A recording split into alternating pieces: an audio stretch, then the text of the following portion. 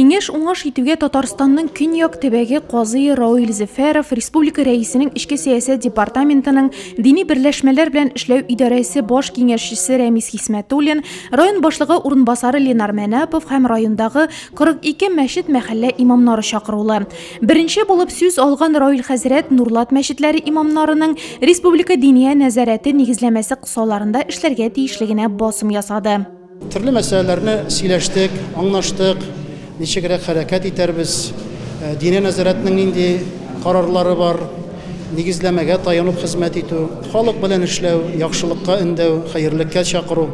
Ягъни төп вазгыять шул булды. Матур хәерле хезмәт булыр диеп, әлхәмдүлилләh, үзара аңлашу булыр диеп, инде эшләребезне алып барабыз. Шунда ук Рауил хәзрәт Нурлатның 2 мәчетенә рәсми рәвештә имамнар билгеләде.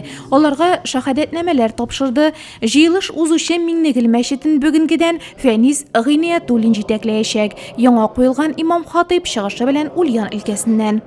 Ульян дини нәзарәтендә эшләдем. Казан институтында укыдым, Ригада укыдым. Казанда укыдым, әлхәмдүлилләh. Ислам институтында янда укыдым, Туркияда укыдым. Һәм әзерәк Болгарда академияда укып алдым. Повышение квалификацияләреннән дә үттем. Теләк бар, ният бар.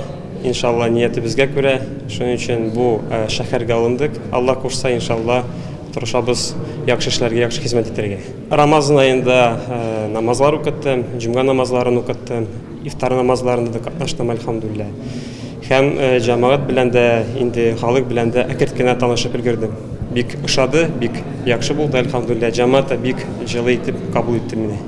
Икенче шәһадәтнамә Руслан хәзрәт Фәрхетдиновка, ул хәзер рәсми рәвештә шәһәрнең үзәк мәчетенең имам хатибы. Кунаклар һәм җыелучылар яңа имамнарга эшләрендә уңышлар теләде.